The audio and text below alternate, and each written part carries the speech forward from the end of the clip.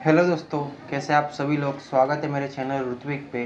तो आज हम आपके लिए कुछ नया सा टॉपिक लेके आए हैं जिसके थ्रू आप थोड़ा नॉलेज भी गेन कर पाओगे और आपको पता भी चलेगा कि हैकिंग होती क्या है और हैकिंग से हमें क्या सीखना चाहिए। और हैकिंग एक से दो देशों को भी बर्बाद करके रख सकती है। तो आइए दोस्तों, आज हम जानने वाले हैं एक कुछ ऐसी कंट्रीज़ के बारे में जहाँ पे हैकिंग का ट्रेंड कुछ ज़्यादा ही चल रहा है और जिसके थ्रू हैकिंग के कारण बहुत से देशों को भी तकलीफ़ हो रही है और हम जानते हैं आज। तो उसमें से सबसे पहले कंट्री का हमारे नाम होगा चाइना। तो चाइना में ऐसा हो रहा है दोस्तों कि वहाँ के जो छोटे छोटे बच्चे से लेकर बड़े बड़े जो है हैकिंग के इतने शौकीन हो चुके हैं, मतलब कि क्या बात करें उन लोगों की। तो हैकिंग वहाँ पे इतने बड़े स्तर पर चल रही है कि वो लोग सबसे बड़ा टारगेट अपना गोल फिक्स कर कर के रख चुके हैं। और उसमें सबसे पहला टारगेट है उनका United state of America, USA. वो उनके ऊपर इतनी घमासान अटैक कर रहे हैं हैकिंग के ही थ्रू।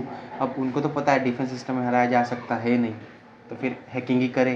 तो वो लोग हैकिंग के थ्रू ही मतलब उनको इतना हैरान और परेशान करके भी रख चुका है। और उनकी गुप्त जानकारी निकालने में भी वो लोग काफ़ी सक्षम और काफ़ी मतलब प्रोग्रेस भी कर चुके हैं। वहाँ पे मतलब ज़्यादा जो हैकिंग एक्टिविटीज़ जो होती है, तो उसमें से 80 टू 90% की रेशियो में जो हैकिंग एक्टिविटी वहाँ पे होती है वो गवर्नमेंट वालों की ही होती है। जो गवर्नमेंट ही उन लोग को सपोर्ट करते हैं कि भाई तू हैकिंग कर, क्योंकि उसके लिए भी बहुत सारे मतलब संसाधन लगते हैं और इंस्ट्रूमेंट लगते हैं। क्योंकि हैकिंग करना मतलब कुछ एक इंडिपेंडेंट व्यक्ति का काम नहीं है। वो इंडिपेंडेंट व्यक्ति भी अगर कोई करेगा तो उसके लिए भी उसको बहुत से मतलब इंस्ट्रूमेंट की ज़रूरत भी पड़ेगी। बड़े बड़े लैपटॉप्स हो गए, सुपर फास्ट कंप्यूटर्स हो गए, सुपर कंप्यूटर्स हो गए, क्वांटम फ्रिक्वेंसीज भी उनको चाहिए रहती है। तो इसी के थ्रू वो लोग हैकिंग भी कर पाते हैं। तो दूसरे देश की तरफ बढ़ते हैं तो दोस्तों दूसरी कंट्री हमारी रहेगी यूएसए, अमेरिका।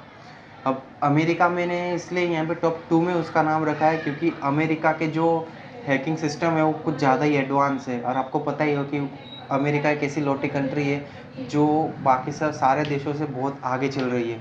आगे चलने का मीनिंग ये होता है कि उनके पास जो टेक्नोलॉजी और मॉडर्नाइजेशन है कुछ उसके इंस्ट्रूमेंट कुछ ज़्यादा ही मतलब बड़े लेवल पे है। और इसलिए मैंने यूनाइटेड स्टेट्स को सेकंड नंबर पे रखा है। अब उनका यूजुअली उनका टारगेट जो होता है वो भी कंट्रीज के ऊपर ही अट्रैक्ट करते हैं, जैसे कि रशिया हो गया, चाइना हो गया, नॉर्थ कोरिया हो गया। मतलब सीक्रेट इन्फॉर्मेशन रखने के लिए वो लोग उन हैकिंग के थ्रू अटैक करते हैं। अब अगर आप देखने जाओ तो अमेरिका में एजुकेशन लेवल कुछ ज़्यादा बड़ा नहीं है, मतलब वहाँ पे एजुकेटेड लोग कुछ ज़्यादा ही कम हैं। अगर आप देखने जाओगे, अगर आप रेशियो कैलकुलेट करोगे तो। लेकिन वहाँ के लोग हैं जो भी वहाँ के लोग हैं लोकल्स लोग, उनके पास स्किल बहुत ज़्यादा है। उस स्किल में इतने पावरफुल है कि उन्हीं के थ्रू वो जो स्किल के थ्रू जो वो करते हैं। और हैकिंग में मतलब बहुत एडवांस है। वहाँ पे कैंपेन होता है हर एक महीने में या फिर साल में या फिर 2-3 महीने में एक बार, कि वहाँ पे मतलब डिग्री या फिर वो सब चीज़ें मांगी नहीं जाती। वहाँ पे कैंपेन में ऐसा किया जाता है कि किसको अच्छी तरीके से हैकिंग आती है और उनको क्या लगेगा वो सब इंस्ट्रूमेंट उनको प्रोवाइड कर देते हैं और वो अपने कारण ही मतलब हैकिंग भी कर लेते हैं।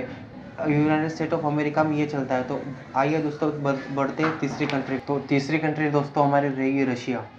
दो कंट्रीज़ के बीच में मतलब हम लोग बहुत कंफ्यूज थे कि कौन सी कंट्री को मतलब आगे लिया जाए। तो वो एक टर्की थी और रशिया थी, तो हमने रशिया को ही रखा क्योंकि रशिया ने पहले भी बहुत बड़े बड़े झंडे गाड़े हुए हैं।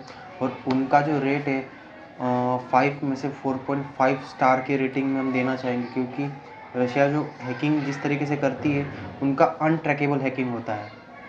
अनट्रैकेबल इस तरीके से कि अगर वो लोग किसी बड़े से बड़े देश को अगर हैक कर ले तो पता ही नहीं चलता। 80 to 90% केस में ऐसे ही रहते हैं जो मतलब हैकिंग करने के बाद उन खुद ही कंफ्यूज रहते हैं कि मतलब उनको पकड़ा कैसे जाए। तो इसलिए हम लोगों ने रशिया को सबसे पहले रखा। और एक दूसरी बात ये भी रहेगी उनकी स्पेशलिटी, क्योंकि रशिया जानी ही जाती है अपने सुपर पावर के लिए और अपने गैजेट्स के लिए और एक डिफेंस सिस्टम के लिए। तो उनका डिफेंस सिस्टम भी इतना ज़्यादा मतलब अनट्रेसेबल है कि उनको भी कोई हैक नहीं कर पाता। वो दूसरे मतलब डिफेंस सिस्टम को हैक कर लेते हैं कि गुप्त जानकारी हमको मिले और हम इन फ्यूचर उसका फ़ायदा भी उठा पाए।